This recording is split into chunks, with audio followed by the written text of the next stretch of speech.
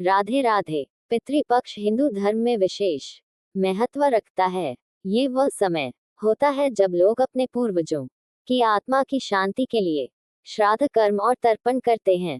पितृपक्ष में कुछ विशेष नियमों का पालन किया जाता है, जिनका उल्लंघन करने से पूर्वजों की आत्मा दुखी हो सकती है और परिवार में अशुभ घटनाएं घट सकती हैं।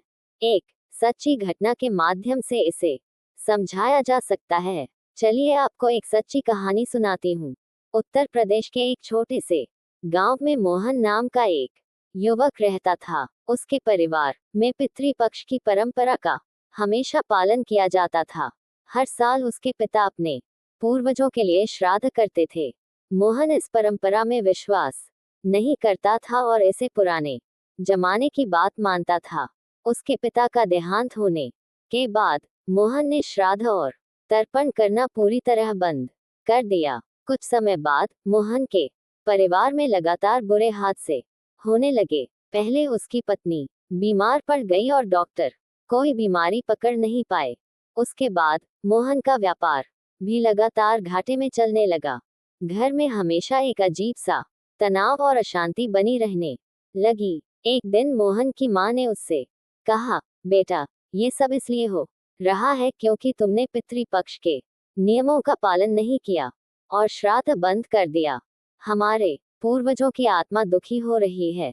लेकिन मोहन ने इसे अंधविश्वास कहकर नजरअंदाज कर दिया। कुछ दिनों बाद मोहन ने एक सपना देखा। सपने में उसे उसके दिवंगत पिता दिखाई दिए। वे बहुत नाराज थे और कह रहे थे, मोहन, तुमने हमारे लिए श्राद्ध करना बंद कर दिया। हम बहुत पीड़ा में हैं और तुम्हारे इस व्यवहार के कारण पूरे परिवार को संकट झेलना पड़ रहा है। इस सपने के बाद मोहन को एहसास हुआ कि वह कितनी बड़ी गलती कर रहा है। अगले ही दिन मोहन ने अपने गांव के पंडित को बुलाकर विधिपूर्वक श्राद्ध और तर्पण किया। धीरे धीरे उसके घर में सब कुछ ठीक होने लगा।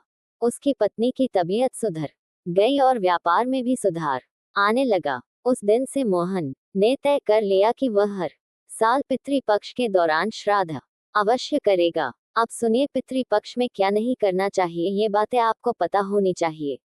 1. श्राद्ध न करना। पूर्वजों की आत्मा की शांति के लिए श्राद्ध और तर्पण आवश्यक माना जाता है।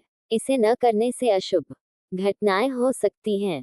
2. मांस और मदिरा का सेवन। पितृपक्ष के दौरान मांसाहार और मदिरा का सेवन वर्जित होता है। ये कर्म पूर्वजों की आत्मा को अशांत कर सकता है। 3. नकारात्मक व्यवहार। इस समय के दौरान क्रोध, कलह और द्वेष से बचना चाहिए। शांत मन से श्रद्धा और भक्ति के साथ कर्म करना चाहिए। 4. नए कामों की शुरुआत। पितृपक्ष के दौरान नए काम या कोई शुभ कार्य करने की सलाह नहीं दी जाती है, जैसे शादी, नया घर लेना या नया व्यवसाय शुरू करना। 5. बाल और नाखून न काटना।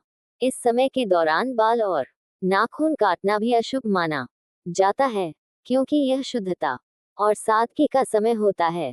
इस प्रकार की कहानियां और परंपराएं हमें हमारे पूर्वजों के प्रति सम्मान और कर्तव्य की याद दिलाती हैं। पितृपक्ष में नियमों का पालन करना पूर्वजों की आत्मा की शांति के लिए आवश्यक है। नमस्कार, राधे राधे।